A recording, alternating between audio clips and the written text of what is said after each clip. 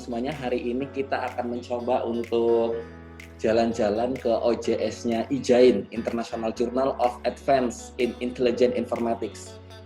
Jadi Bapak Ibu semuanya, saya secara pribadi kagum banget sama jurnal ini. Ini jurnal keren ini, salah satu jurnal yang secara pribadi menginspirasi saya untuk ingin ikut-ikutan mengelola jurnal. Nah, ini jurnalnya nih, jurnal IJAIN. Jadi IJAIN alias International Journal of Advanced in Intelligent Informatics, ini jurnal istimewa banget Bapak Ibu semuanya. Pertama, dia Sinta 1. Kemudian dia juga terindeks Scopus. Nah, istimewanya di mana? Karena kebijakan dari Sinta gitu ya Bapak Ibu semuanya, kalau ada jurnal terindeks Scopus, otomatis dia Sinta 1. Jadi kalau misalnya Bapak dan Ibu semuanya ngelola jurnal nih, nah kemudian jurnalnya itu terakreditasi Sinta 3 atau Sinta 4. Kok ladalah ternyata malah dicoba disubmitkan ke Scopus, lolos. Nah, jurnal Bapak Ibu semuanya otomatis langsung Sinta 1. Nah, tapi IJAIN ini beda. IJAIN ini sejak awal memang sudah memenuhi syarat untuk menjadi Sinta 1 dia. Nah, kemudian setelah itu baru dia masuk ke Scopus. Jadi secara apa ya istilahnya ya Bapak Ibu semuanya ya. Jadi secara umum ini jurnal emang benar-benar keren, benar-benar dikelola secara profesional, bukan karena beruntung bisa Sinta 1, karena kebetulan terindeks Scopus, tapi emang sejak awal sudah layak untuk Sinta 1 dan kemudian berlanjut akhirnya dia terindeks Scopus. Nah, ini Bapak Ibu semuanya nih jurnalnya. IJAIN, International Journal of Advanced in Intelligent Informatics. Yuk coba kita lihat dulu yuk, siapa sih yang ngelola jurnal ini? Nah, editor in chief-nya ada Ibu Siti Mariam Samsudin. Siapa beliau ya? Coba kita cek dulu. Kita cek di editorial timnya nih. Penasaran kita. Nah, Profesor Dr. Siti Mariam Samsudin. Beliau dosen di University Teknologi Malaysia. Kemudian managing editornya ada Bapak Andre Pranolo dari Universitas Ahmad Dahlan Yogyakarta. Associate editornya juga keren-keren nih. Ada dari Vietnam, Ukraine, Poland, India, Brazil, United States, Colombia. Kemudian dari editorial board membernya juga ada dari Portugal, Chinese, Ecuador, Colombia, France, Hungary, Italy. Keren deh. Ada Republic of Korea, Estonia, Meksiko. Wah, keren banget. Jadi memang dilihat dari editorial timnya, ini sudah benar-benar memenuhi syarat sebagai jurnal internasional dan bahkan mungkin menjadi salah satu jurnal terbaik yang ada di Indonesia. Oke, kemudian kita lihat lagi yuk. Reviewernya siapa aja sih ini jurnal? Reviewernya juga sudah bergelar profesor semua. Ini ada Profesor Nuno Lopes dari Portugal, Xin Jinghong dari Taiwan, Province of China. Oke, emang overall ini jurnal emang keren banget. Nggak salah deh langsung Sinta 1 dan kemudian terindeks Scopus. Oke, Bapak dan Ibu semuanya. Jadi sebenarnya secara umum IJAIN ini bahas apa sih gitu ya? Bahas apa sih? Coba kita lihat dulu deh di Focus and Scope-nya. Di Focus and Scope-nya nih, IJAIN Spectrum Intelligent Informatics bla bla bla. Nah, machine learning, soft computing, data mining and big data analysis, computer vision and pattern recognition and natural language processing. Oke, jadi Bapak-bapak dan Ibu-ibu semua yang di sini yang barangkali memang berasal dari FTI gitu ya. Dari FTI, Teknologi Informasi, punya naskah yang oke, hasil dari penelitian yang semua sudah dilakukan dengan sangat komprehensif, silahkan langsung saja di submit di jurnal ini. Oke, coba kita lihat lebih jauh ya. Saya penasaran deh, coba kita lihat di Skimago.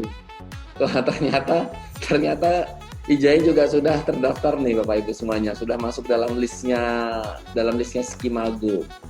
Oke. Komputer ini subjek areanya computer science nih ya Bapak Ibu semuanya ya. Ada AI, kemudian computer vision, kemudian human computer interaction. Punya naskah terkait dengan hal ini silakan. Oh ya, publishernya Universitas Ahmad Dahlan. Indeksnya ya lumayan lah, it's not bad.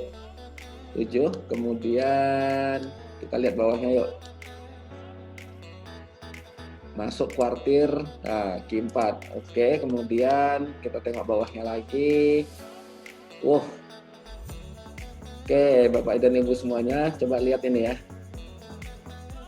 Ini jurnal juga menjadi acuan banyak akademisi dari seluruh penjuru dunia nih. Bisa dilihat dari jumlah jurnal yang disitasi nih.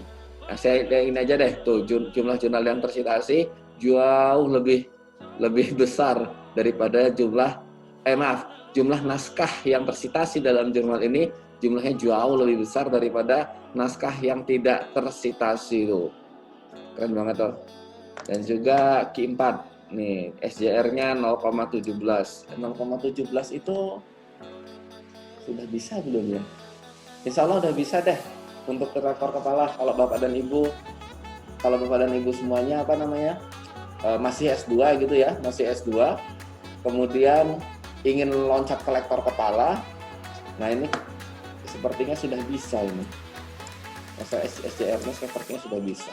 Tapi nggak ada salahnya deh kalau publikasi di sini. Ini jurnal emang keren banget. Kemudian kita lihat lagi yuk. Ijain ini nerima naskah dengan seperti apa ya? Coba kita lihat dulu di arsipnya. Kita buka arsip, kita lihat contoh tulisan yang terbaru aja ya. Kita coba bedah nih. Naskah-naskah seperti apa sih yang akan diterima oleh Ijain? Kan biar seandainya Bapak dan Ibu semuanya punya naskah, pengen submit gitu, nggak di-reject, tapi bisa ditindaklanjuti. Oke, kita ambil contoh mana nih? Kita ambil contoh ini aja ya.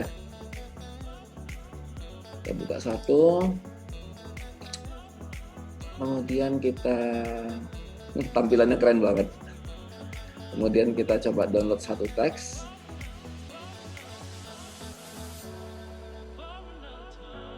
Ini kita coba ambil dari terbitan yang terbaru ya. Dari Anton Luis de Ocampo. Dari mana ini? Kampusnya Philippines. Oke, pertama kita lihat dulu untuk judulnya. Ijain ini sukanya menerbitkan naskah dengan kayak judulnya lugas ya Bapak Ibu semuanya ya. Jadi jangan istilahnya itu, jangan muter-muter kalau bikin judul, langsung aja to the point. Berapa kata nih? 1, 2, 3, 4, 5, 6, 7, 8, 9, 10 kata ya. 10 kata, nggak banyak-banyak. Kemudian kita lihat abstraknya.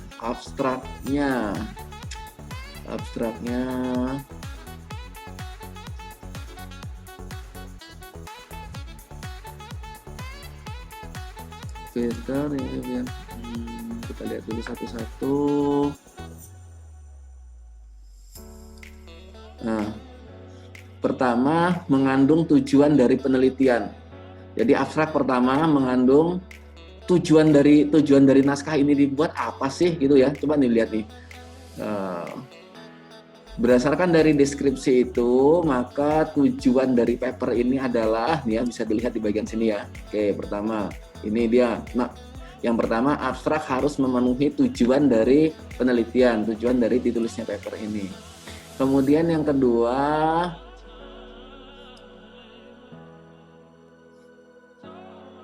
oke, nih yang kedua nih. Ini berarti metode yang digunakan, dijelaskan seperti apa ketika Anda sedang menuliskan paper penelitian ini. Kemudian selanjutnya,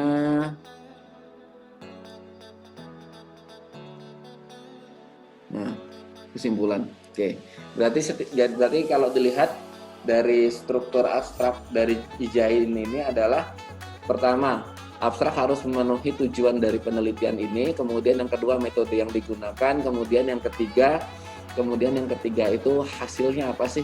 Simple aja ya. Ini juga nggak banyak, segini, cuman segini doang. Nah, cuman segini doang. Ya. Jadi kesimpulannya apa? Sekilas tentang kesimpulannya, kayak gitu ya. Kemudian kita lihat isi. Oh, kemudian yang menjadi catatan Bapak Ibu semuanya, ternyata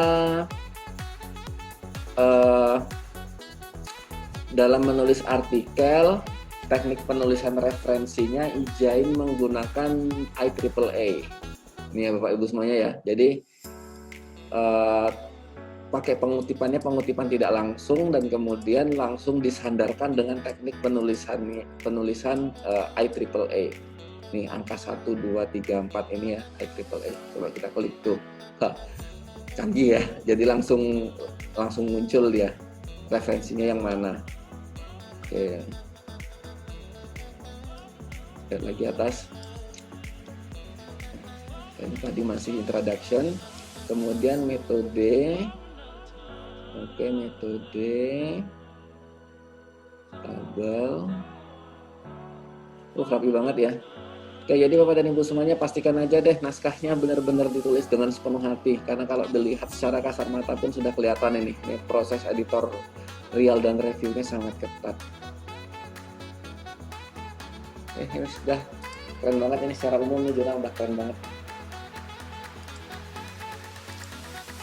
Ya, jadi Bapak dan Ibu semuanya, langsung saja seandainya kalian punya naskah, Jurnal Ijain layak untuk menjadi target publikasi Bapak dan Ibu semuanya.